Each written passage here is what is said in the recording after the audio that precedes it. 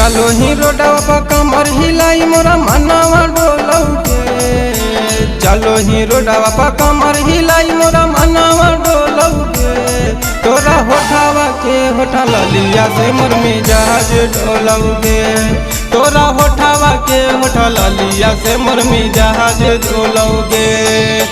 बेनो ही दूनु पौआ में पायल चम चम बाजौगे। बेनो ही दूनु पौआ में पायल छम छम बाजौगे। तोरा होठावा के होठा ललिया से मोर मिजाज डोलौगे। तोरा होठावा के होठा ललिया से मोर मिजाज डोलौगे।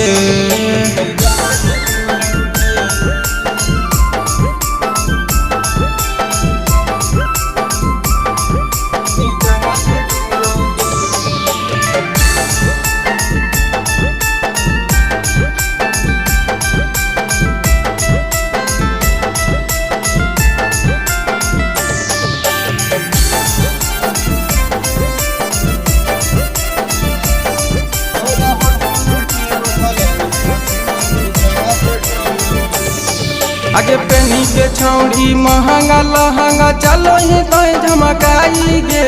कोना बाजार के मेकअप छौड़ी चलो ही तो लगाई गे।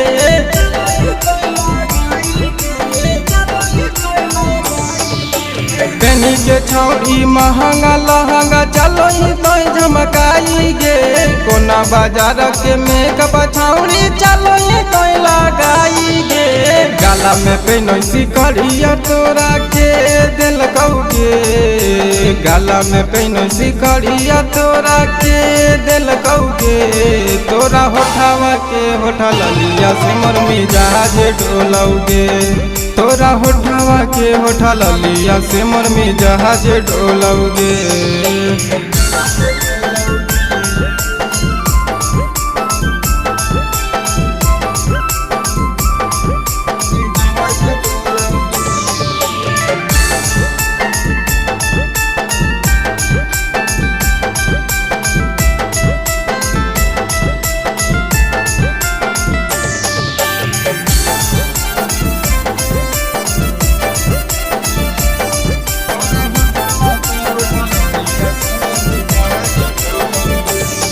आगे 17 के तोहर कसल जवनिया लागो हो छौड़ी फाइन गे। पेनो ही जाबा छोटे छोटे कपड़ा लइका न मारो हो लाइन गे।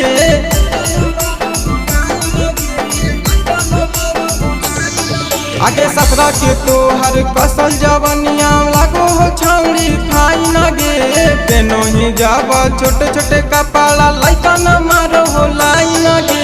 राइटर मोनू कहो बतिया मानिले छौड़ी गे। पिंटू सरगम कहो बतिया मानिले छौड़ी गे। तोरा होठावा के होठा ललिया से मोर मिजाज डोलौगे। तोरा होठावा के होठा ललिया से मोर मिजाज डोलौगे।